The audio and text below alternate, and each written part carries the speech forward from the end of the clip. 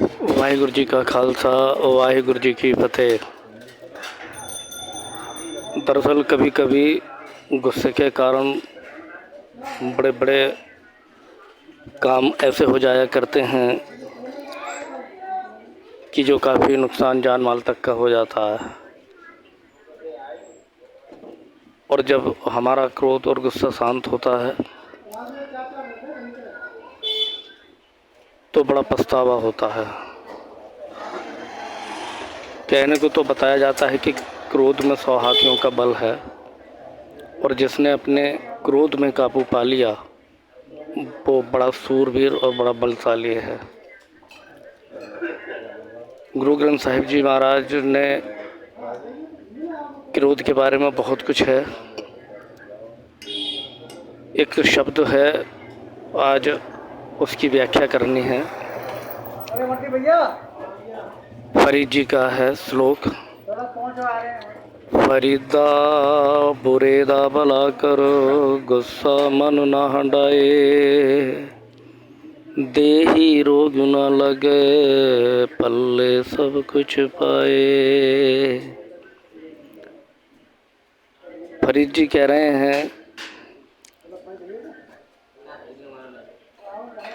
कि जो भी तेरे साथ बुरा करे तो उसका भला कर, और जब तू इस तरीके की प्रतिक्रिया स्टार्ट कर देगा, जब तू भलाई करना शुरुआत कर देगा तो तेरे अंदर क्रोध ख़त्म हो जाएगा, तेरे अंदर गुस्सा ख़त्म हो जाएगा। और फिर गुस्से के कारण होने वाली परेशानियाँ, गुस्से के कारण कभी कभी आदमी अपने आप को ही नहीं बल्कि पूरे परिवार को मुसीबत में डाल लेता है।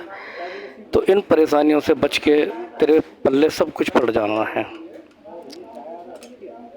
इस शब्द की व्याख्या जो हमें पढ़ते हैं, शब्द की भाषा, शब्द की व्याख्या, शब्द के अर्थ, शब्दार्थ जिसे हम कहते हैं, तो उसका अर्थ यही निकलता है कि फरीद जी कह रहे हैं कि जो तेरे साथ बुरा करे तो उसके साथ भला कर।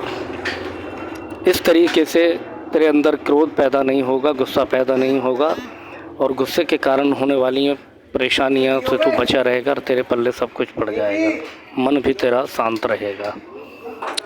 ये तो होगा इस शब्दार्थ। गुरु ग्रंथ साहिब जी महाराज ने केवल ऊपरी नहीं बल्कि अंदर तक की बात करी है। अब इस शब्द को थोड़ी गहराई से हम समझते हैं। अगर इस तरीके से हम अपने जीवन को ढाल लें कि कोई आपके साथ बुरा कर रहा है, हम उसके साथ अच्छा करने लगें, तो ज़रा गौर करिए, क्या हम बुराई को बढ़ावा नहीं दे रहे हैं?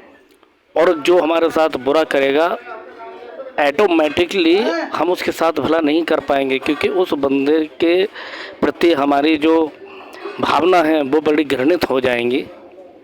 हमारा मन ही नहीं करेगा कि हम उसके साथ भला कर सकें।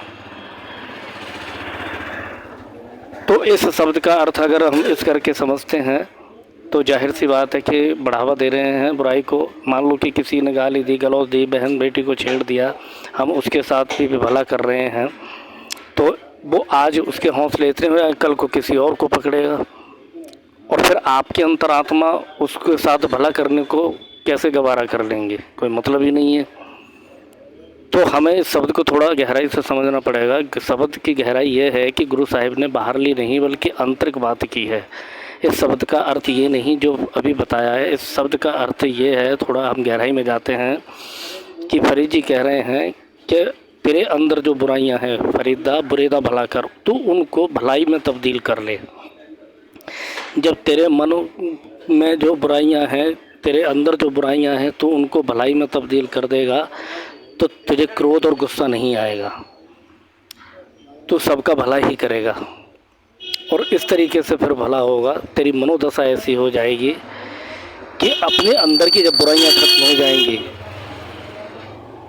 तो अपने आप ऑटोमेटिकली गुस्सा आपको नहीं आएगा, क्रोध आपको नहीं आएगा, और जीवन सुख में शांति के साथ कटेगा।